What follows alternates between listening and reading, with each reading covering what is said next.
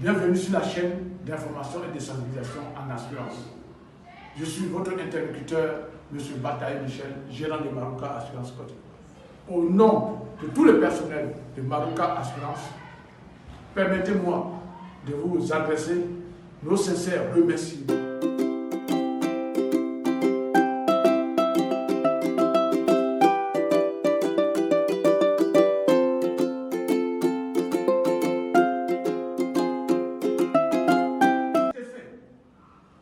Quelles sont les obligations de l'assureur? 1. Il y a les obligations pré-contrat, c'est-à-dire quoi? Avant de signer le contrat. Je dis pré-contrat. Avant de signer le contrat. Et il y a les obligations après signature du contrat. Comme je vous le disais précédemment, quelles sont les obligations pré-contrat de l'assureur? 1. Il a un devoir de vous informer, devoir d'information. Ensuite, il a le devoir de vous conseiller. Alors, je donne un exemple. Quel est le devoir d'information? Vous informer sur le prix, sur les garanties, sur tout ce qui concerne vos droits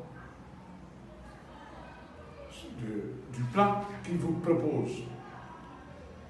Ensuite, il a le devoir d'être votre conseiller, de vous donner de l'information, la garantie, expliquer les garanties, de vous donner des questionnaires bien définis, éclairés. Vous devez être en mesure d'avoir toutes ces informations avant de vous engager. Parce que les devoirs de l'assureur sont vos droits. Alors, c'est pour cela que souvent, lorsque il y a des manquements à ce code de déontologie, qui est le devoir de vous informer et de vous renseigner, de vous conseiller. C'est pour ça que souvent, lorsqu'il y a des réclamations, que souvent l'assureur et l'assuré ne se comprennent pas. Et l'assureur dit souvent que l'assureur ne m'a pas donné les garanties qu'il m'avait promises. Non, parce que, d'abord, vous n'avez pas exercé votre droit, qui est de mieux vous informer avant de vous engager.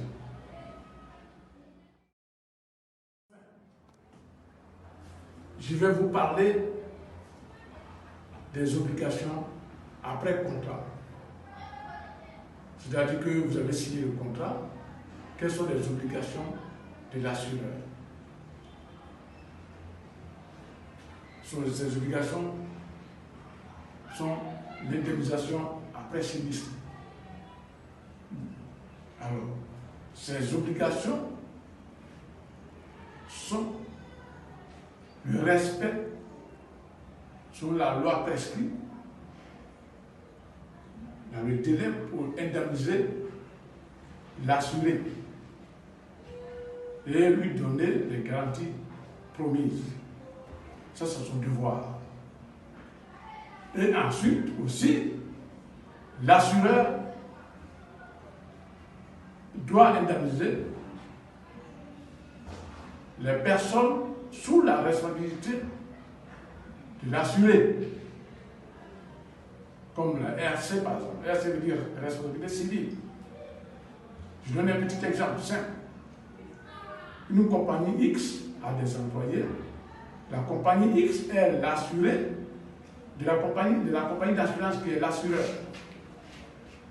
La compagnie a des employés qui ont commis des dégâts sur le lieu du travail. Je dis bien sur le lieu du travail, pas à la maison. Si l'employé va faire des dégâts sur lui à la maison, la compagnie n'est pas responsable.